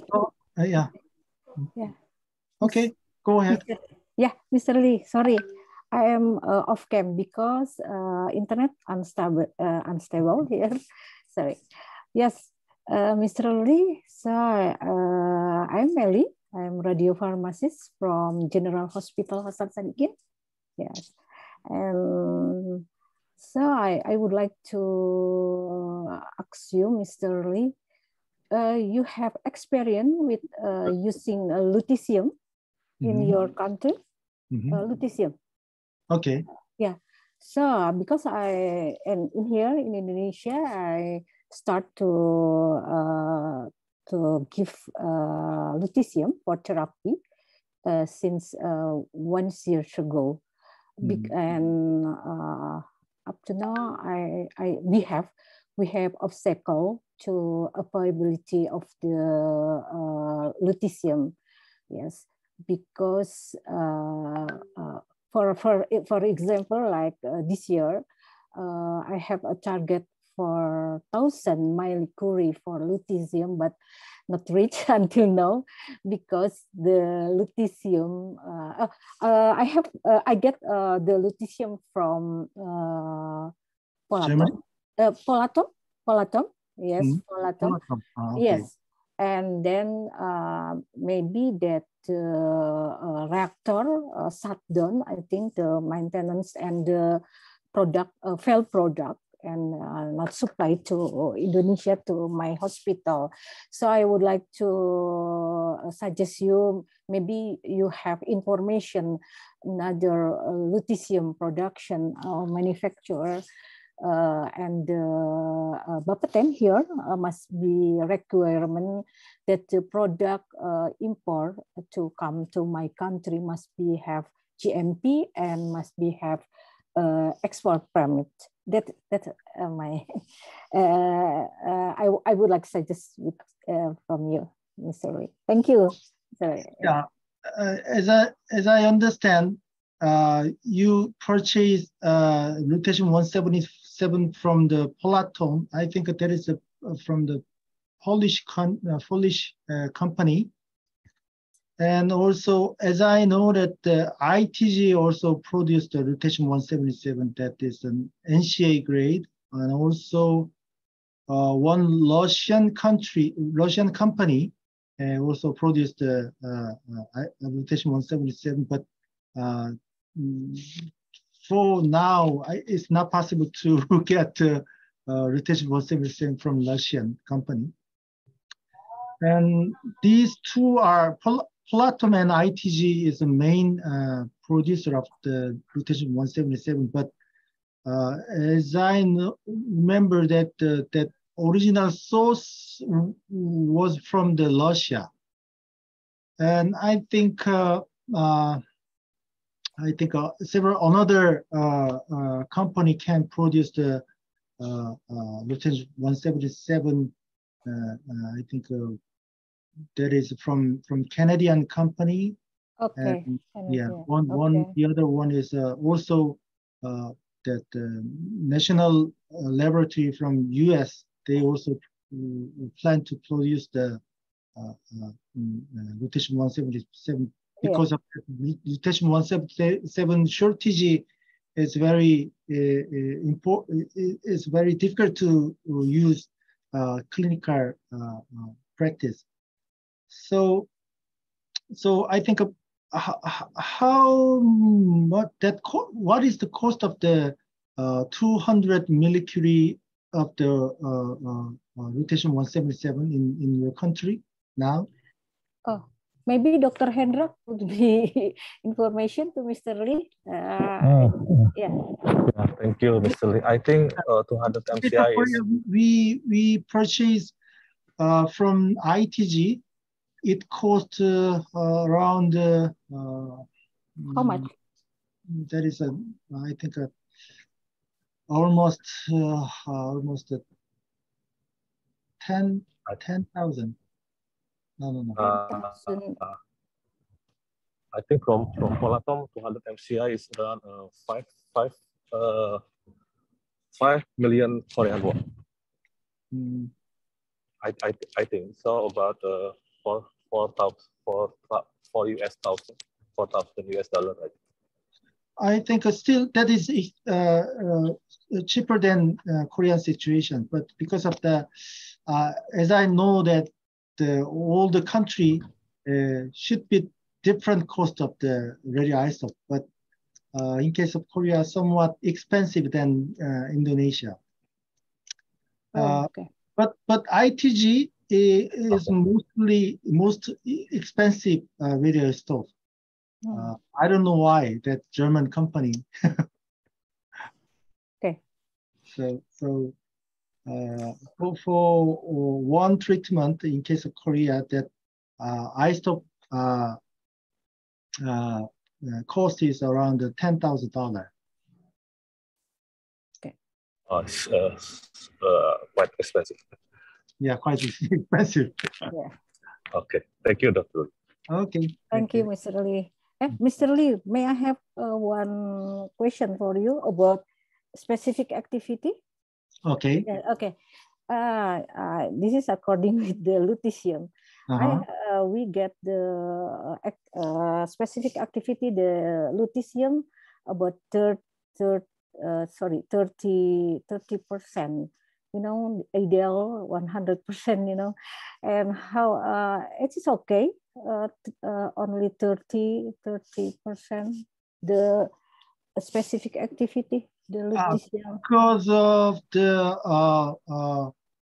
there is a theoretical idea, theoretical specific activity is if we guess that 100%, yes, 30% is highly enough, highly enough for original than the theoretical value, because of, as I mentioned, that the 1,000 times of the less specific activity can also act as a high specific active radiopharmaceutical. So yes, that there is no problem.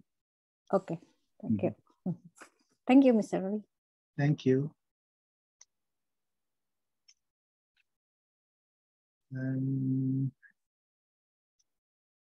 How about the situation in Nepal, Dr. Arun Gupta?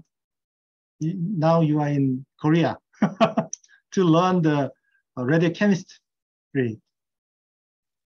So please turn on your microphone.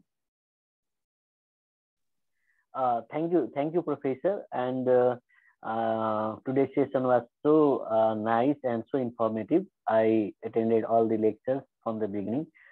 Actually, I came to my room and I was attending the lecture. So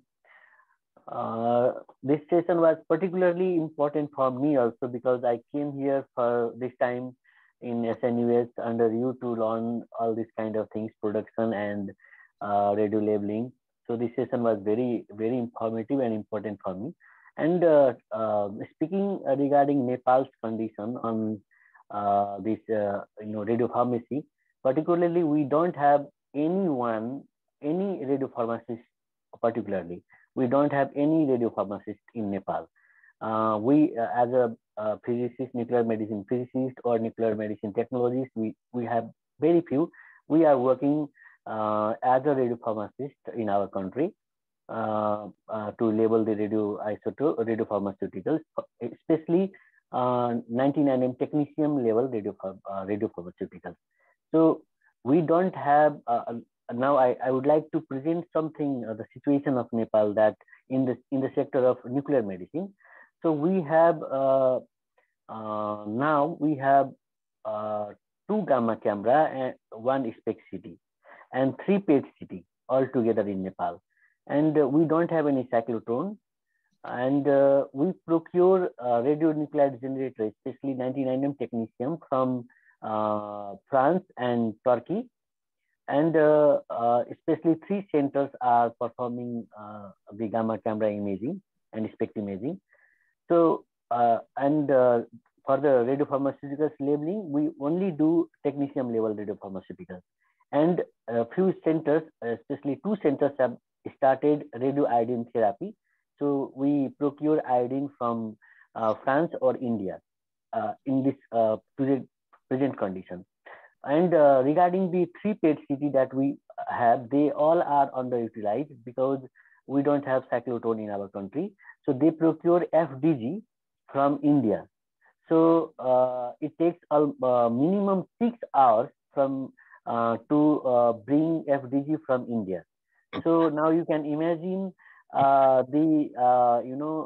they are performing just once a week or twice a week, and in this condition, in this situation, the cost of PET CT is so high. You can imagine that in this way. So government of Nepal had just finished making the law. So they have formulated the law about the nuclear law, you can say, Radioactive Material Act. And now under this act, we can establish cyclotron in our country. So government is planning since last year to establish at least one cyclotron. So there is a lot of problems and issues for this also. But we hope that one cyclotron at least will be established in the fiscal year 22-23. So we hope that at least the process will start. We cannot say the complete establishment or functioning, but if they can start. So we hope to have cyclotron, and then this kind of things will go smoothly. So this is the current situation, and we are just working on the technetium level compound and iodine compound right now, and FDG for the for the PET CT that we bring from India. So this is the condition, Professor. Okay, thank you very much for your talks. I think that's why you have to come to Korea to learn all the cyclotron related things, such as FDG production and also GMP process for QC protocol. And I think firstly, you set up the gallium-68 in your country, and then you can learn all the gallium-related peptide synthesis in our hospital. Then you go back to Nepal. You can purchase gallium-68 generator. I think now that almost 1/3 the costs of the ITG or Eckert Ziegler you can find in the market. So right after getting the gallium-68 generator, you can produce a gallium PSMA-11 or gallium dotato as for detection of the prostate cancer or neuroendocrine tumor, and then directly apply that patient to the therapeutic radiopharmaceuticals such as lutetium dotatate or lutetium PSMA 617. So I think that is another option for Nepal. Yes, so, Professor. So you set up this is very yeah. This is very good idea and advice for. But the situation in our Nepal is, because of the very limitation in nuclear medicine, the awareness about nuclear medicine, the role of nuclear medicine in the diagnosis and treatment is still, the beyond approach to the clinicians. And we are very limited person in Nepal, almost 6-7 person altogether, and we are working so hard to make the people to know about the nuclear medicine, especially for the clinicians. So I believe that yes, gallium study will be started by the end of this year, because one cancer hospital is very he's trying hard to start all these things. So I also advise the same thing to them, that they can start gallium studies, gallium-68 PET CT scans without any kind of problem, without installing cyclotron in the country. So I already told them, let's see this can happen. So this time I will I'll be so happy that I can get some exposure to learn gallium labeling. So this will be really nice, Professor. That is a good chance to you. Okay, is there any other country from now Indonesia and Nepal? How about from Bangladesh or Taipei? I don't know. From which country? Min-seok-seo? Can you pick anyone to summarize their situation, each country?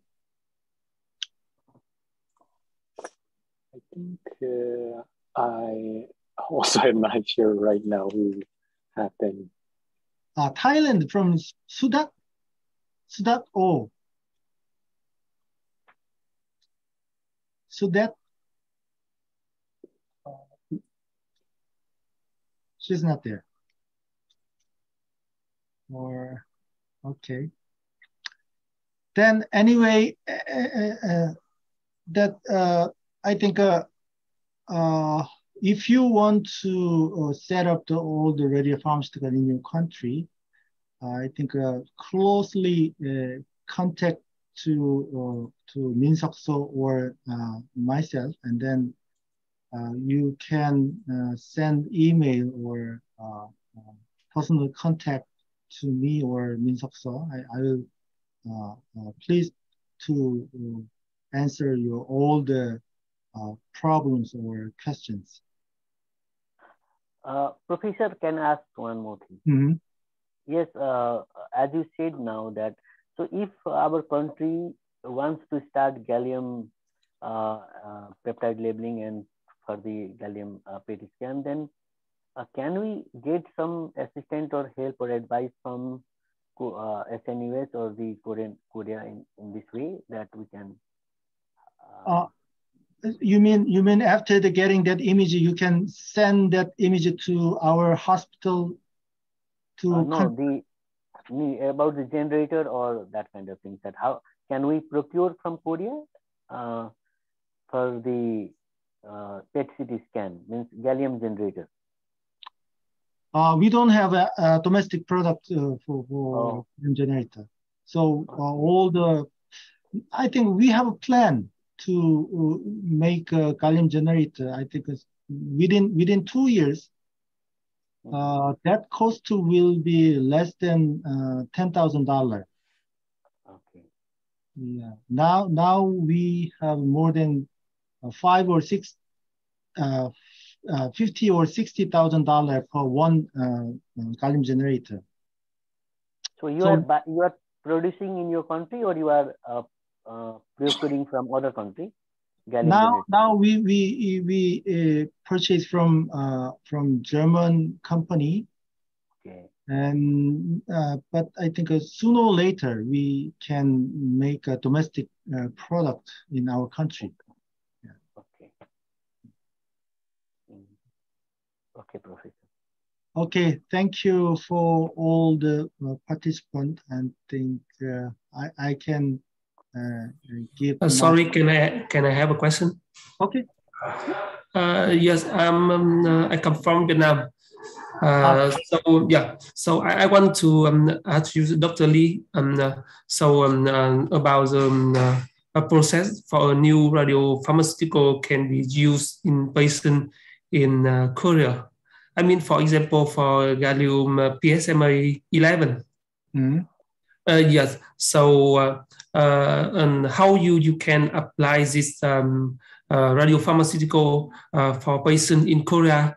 And is the same way like other drug, it's not radio. I mean non-radiopharmaceutical. Yeah. Yes, because in my country we don't have a specific process for radiopharmaceutical. So if we want to use the new radiopharmaceutical in patient, we have to follow the original process. And it take many times and money, I think so. So can you give me some advice? Thank you. Yeah. Basically, there are two processes for clinical application of the radiopharmaceutical. First one is a manufactured RP, and second one is compounding RP. So in case of PSMA 11 is listed in the EP, European Pharmacopoeia. So in case of Korea, we allow to use that compound can be labeled with any radioisotope to use in a clinic. So that is we allow to use as a compound radiopharmaceutical, compounding radiopharmaceutical. So in-house preparation method that can be, we can get money from patient, and also they can coupled with the national health insurance. So I think you can argue to Vietnam because of that PSMA 11 and also gallium dotato is listed in the European Pharmacopoeia. So that is the partially safe and also partially effective to the patient. So so you can simply apply that document, European Pharmacopoeia, to your government body, and then you can discuss what we can produce in-house preparation method using that precursors. And also that precursors, that GMP-based production precursor is already prepared, such as ABX or Huai in Chinese company. So you can get that kinds of precursor, PSMA 11 or dotato precursor from the company. Okay. Okay, thank you. So how many years from the first time PSMA 11 approved by FDA to the year is applied in Korea? How many years? How many times? Actually, I think that EP publication is last year, October. No. 2020, October of the 2020. So right after that, we start to process, and then finally March of last year, 2021, we got approval from the Korean FDA. Yes, so it's quickly. Okay, thank you. Yeah. Thank you so much. Thank you. So I think you can persuade your government body with that is listed in the European Pharmacopoeia. Okay, now I send microphone to Min Seok-seo. Oh, Yun-Sang Lee, I think there's one comment in the chat. Okay.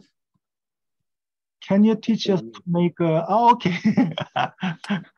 Gallium PAPI, that precursor, we set up the gallium PAPI for research purpose clinical trial. So we purchased PAPI precursor from I think that's the US company. And then we can label what the gallium-68, that just simply FAPI precursor, you can search from Google. I'll show you.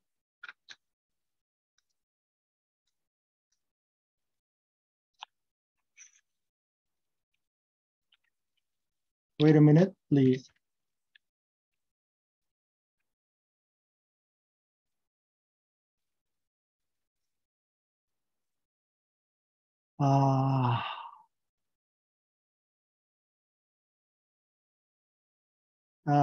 Not here, but I think you can find Googling in you can get the information from there is a MSX or some pharmaceutical company. They sell that FAPI precursor. Then there is a same structure with the gallium, almost the same structure with the gallium DOTA or NOTA. So simply you can mix with the gallium precursor with the proper buffer solution. So if you want, I can give you, if you remain your email address, and then I will give you the purchase information and also gallium copy protocol also. Okay, can you write down your email address now in the chatting box?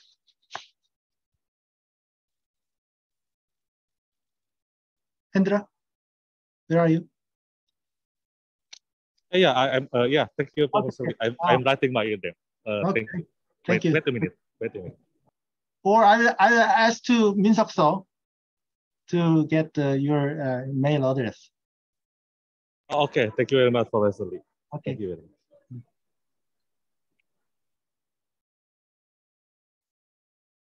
Okay, Dr. So. Okay, thank you very much. And I think, thank you for Professor Yoon-Sang Lee and Professor Lan-Ji Yu for preparing such a wonderful lecture and workshop. And just before, and I'd like to for a brief advertisement of a upcoming plenary lecture. So the Nuclear Medicine Society of Malaysia and Dr. Tan kindly invited our all TEIN colleagues to the 2022 Malaysia Nuclear Medicine Congress and for their plenary lectures. And as you can see from the topics, and I think it's the most latest interest in our nuclear medicine field and most quite dedicated lecturers are delivering us the lectures. So I would like to encourage all our colleagues to participate maybe. And it is on August 20th of August, and it's Saturday, and you can just refer to the times for the two lectures, and it's on Malaysian time, so you can refer. So I think it might be a good opportunity. So, okay.